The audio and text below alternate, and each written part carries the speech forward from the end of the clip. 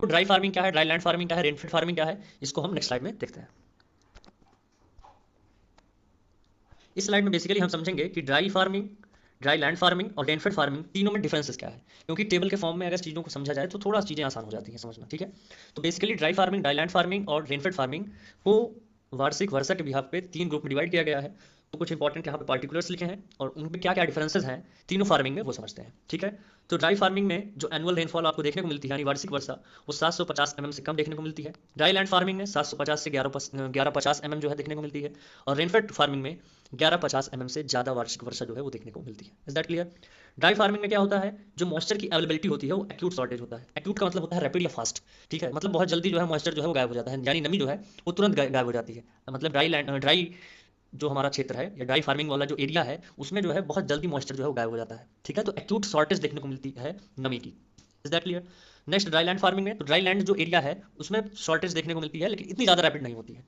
और rainfed farming में जो है इनफ होता है, मतलब मॉइस्चर अवेलेबिलिटी आपको देखने को मिलेगी, यानी नमी जो है रेनफेड एरियाज में आपको नमी देखने को मिलेगी। Is that clear?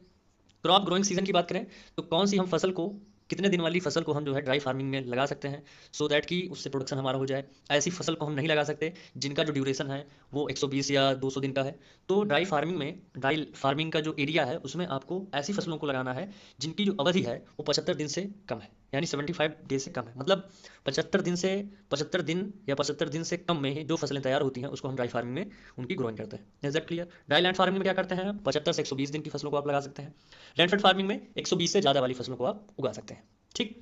Growing reason की बात करें तो ड्राई फार्मिंग का जो ग्रोइंग रीजन है या उस पूरे एरिया को हम क्या कहते हैं, एरिड रीजन कहते हैं। एरिड का मतलब क्या है बेसिकली, एरिड का मतलब है जहां पर मॉइस्चर यानी नमी जो है वो ना के बराबर हो, ठीक। तो ऐसे एरिया को हम एरिड एरिया कहते हैं या एरिड रीजन कहते हैं। तो ड्राई फार्मिंग का जो एरिया है वो एरिड रीजन वाला क्षेत्र है। सेमी एरिड का मतलब है थोड़ा बहुत आपको नमी देखने को मिलेगी।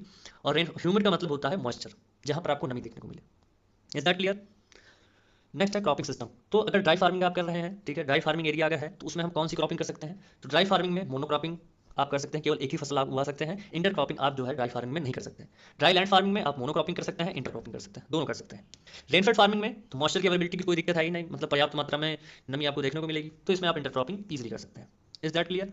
नेक्स्ट पॉइंट हमारा ड्राई स्पेल। ड्राई स्पेल का मतलब क्या है कि मतलब the time period of arid, the time period of मतलब कि ड्राई पीरियड ऑफ मतलब एकदम लीस्ट मॉइस्चर, ठीक। यानी ड्राई स्पेल का मतलब देखिए बेसिकली सिंपल शब्द में समझिए, ड्राई का मतलब होता है सूखा, स्पेल का मतलब टाइम पीरियड।